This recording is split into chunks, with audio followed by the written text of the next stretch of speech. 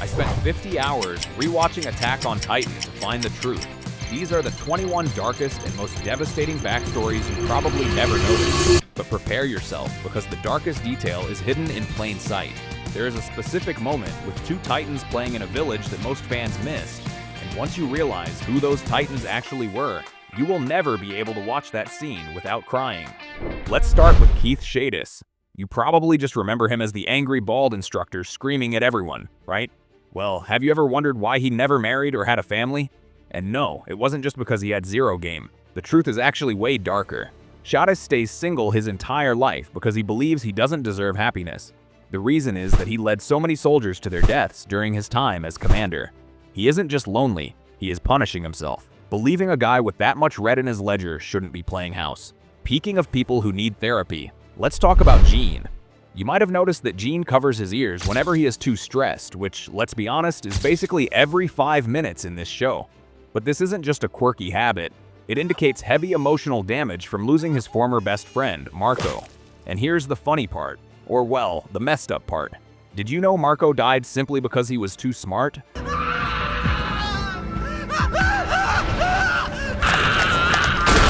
Isayama admitted that Marco was too logical and observant.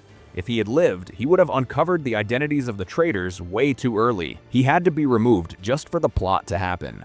So yeah, Gene is traumatized and covering his ears to block out the world, all because his best friend was too intelligent to live. In short, that's rough, buddy. But if you think Gene has it bad, Mikasa's attachment issues are on a whole other level. Back in Season 1, when she thought Eren was dead, she straight up lost her will to live. She was ready to let a Titan eat her right there because apparently, a world without Eren wasn't worth the subscription fee. And that's exactly what makes her fate so twisted. The girl who wanted to die when Eren was gone is the same girl who had to kill him on her own a few years later. If that isn't the definition of a toxic relationship, I don't know what is. But if you think Mikasa's love life is tragic, wait until you see the Mother of the Year award we have coming up at number 14. She makes Mikasa's obsession look healthy. But first, let's talk about a man who gave up love for hell. Since we mentioned sacrificing happiness, let's talk about Erwin Smith. You'd think a guy that handsome would have a lineup of dates, but he actually fell in love with a girl named Marie before joining the Survey Corps. However, he chose to fulfill his father's dream over his love, and Marie went on to marry Niall instead. Basically, Erwin ghosted the love of his life to go get eaten by titans. He felt he didn't deserve a family since his job was sending people to their graves. Talk about a toxic work-life balance. There is no future in which we reclaim these lands without Eren, and there never will be! Go! Speaking of uncomfortable work environments, look at Floch. When Yelena lays out her plan, Floch is seen looking to the other side as soon as Zeke is mentioned, visibly in pain. That's because he has to work with the literal monkey who massacred everyone around him. Imagine having to do a group project with the guy who turned your entire squad into red paste. Just hearing his name is enough to mentally destroy him, but he has to suck it up. That is definitely not in the job description. But if we are talking about mental damage, Reiner is the CEO. Did you ever realize his Titan form isn't just a cool design? Reiner's armored Titan resembles his character, who upholds shields and does not let anyone in. He isn't just armored against swords, he is armored against his own feelings. Bro literally built a physical wall around himself because he couldn't handle the trauma of being a mass murderer. He is the definition of actually emotionally unavailable. Ymir's Titan is just as messed up when you look closely. Her Titan's lack of lips, sharp teeth, and pointy fangs symbolize her lack of speaking things out and rushing into violence. She spent 60 years as a nightmare, and her Titan form basically screams, "I bite first, talk later." It's tragic because she could never properly voice her feelings to Historia until it was too late. Moreover, let's look at Armin's glow-up, or should I say, glow-down. Armin's colossal Titan completely lacks ears. This isn't an accident, it showcases that he wishes not to listen to the screams of the people he killed while in Titan form. So, while he is stomping on entire cities and burning children alive, his Titan body is designed to block out the noise so he doesn't have to feel bad about it. I mean, that is some convenient selective hearing, isn't it? You know that banger opening song in Season 4, My War? It's catchy, but the lyrics are actually darker than the beat drops. There is a specific lyric that says children cling to their last coins, and this wasn't just random poetry.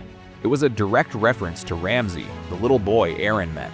He died while trying to pick up his bag of coins from the ground just as the colossal titans were about to crush him. The kid literally got flattened for some pocket change. Isayama hit a spoiler about a child dying in the opening song, and we were all just enjoying the music. Continue to the list. Let's look at Mikasa. In Season 1, she is shown observing a praying mantis. You might have thought it was just nature B-roll, but female mantises are famous for decapitating their lovers. Isayama was basically screaming at us from the very first season that Mikasa and Eren were destined to be tragic characters, and that she would be the one to end him. We were watching a nature documentary, but it was actually a foreshadowing of the most painful breakup in anime history. Leveling up the tragedy, let's look at the nightmare that was Connie's village. When Connie returned home, he found a titan lying motionless on top of his own house. But the reality is far more disturbing than just a destroyed home. That titan was actually Connie's mother. In the darkest detail, she was still conscious enough to recognize him. As he stood there, she looked him in the eye and whispered, "Welcome home." She was trapped inside a monster's body, unable to move, but her motherly instinct to greet her son was still there. That is a level of psychological torture that goes way beyond just fighting titans. That is a tough reality to face, but sadly, betrayal runs deeper. There is a specific kill coming up next that makes Connie's suffering even worse, but the real emotional damage is at number 15. But first, let's look at Samuel. But sadly, Sasha's heroism has a habit of backfiring. Do you remember the guy Sasha saved from falling off the wall all the way back in Season 1? His name was Samuel. Well, in Season 4, that same guy, Samuel, was shot and killed by none other than Sasha's best friend, Connie. So basically, the life Sasha worked so hard to save was taken by her own bestie a few years later. It really drives home the point that in this world, trying to be a hero is sometimes completely pointless. Levi's patch lie. If you think that's depressing. There was a moment where two scouts wanted to go back to retrieve a body, so Levi gave them a patch claiming it was from their dead friend. But Levi lied. That patch was actually taken from Petra's dead body, and Levi had kept it to remember her. He literally gave away the last piece of his squad, the only thing he had left of Petra, just to comfort a dying soldier so he wouldn't lose more people. The guy is tearing his own heart out just to keep morale up.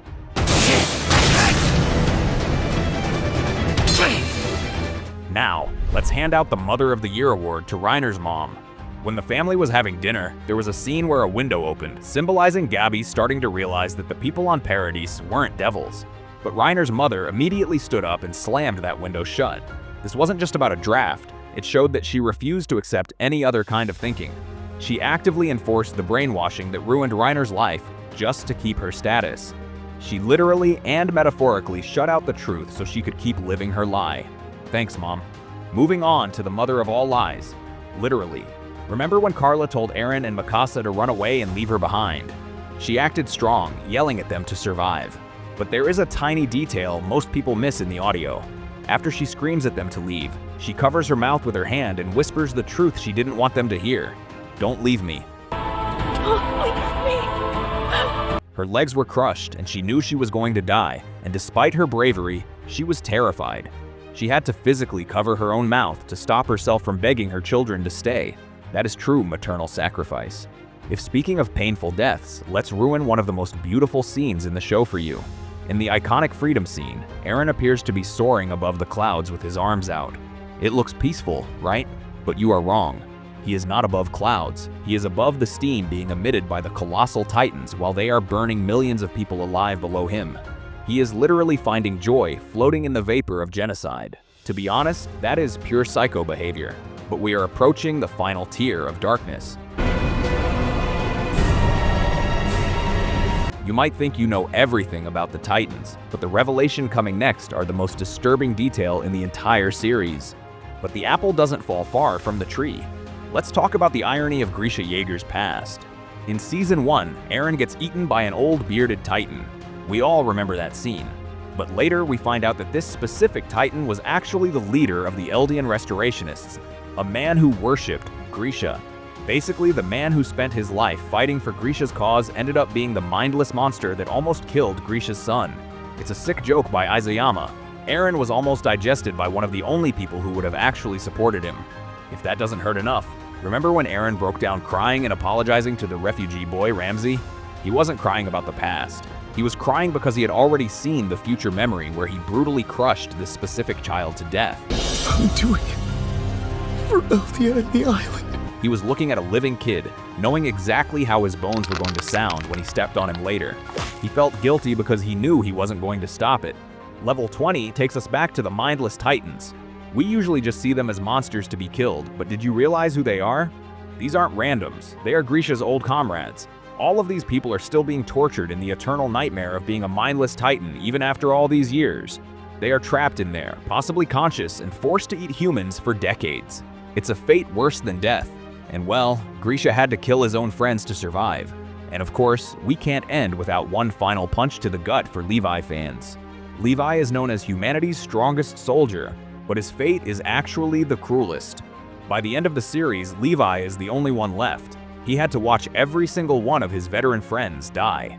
Erwin, Hang, Mike, and his entire original squad.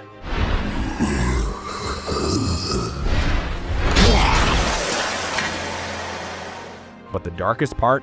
In the final battle, he was forced to kill his own comrades after they were turned into Titans by the gas. The man who dedicated his life to saving humanity spent his final moments slaughtering his own friends just to complete the mission.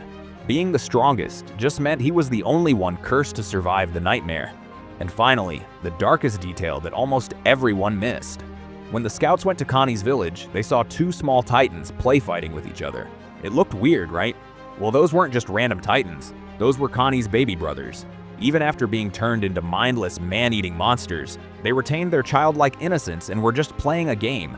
Imagine Connie finding out that the monsters he has to kill are actually his little brothers just trying to play. That is absolute nightmare fuel. Attack on Titan really does feast on our pain and suffering. Which one of these broke you the most? Let me know in the comments. And if you enjoy this video, like this video, subscribe to the channel and share with friends to support this channel because there are many more to come.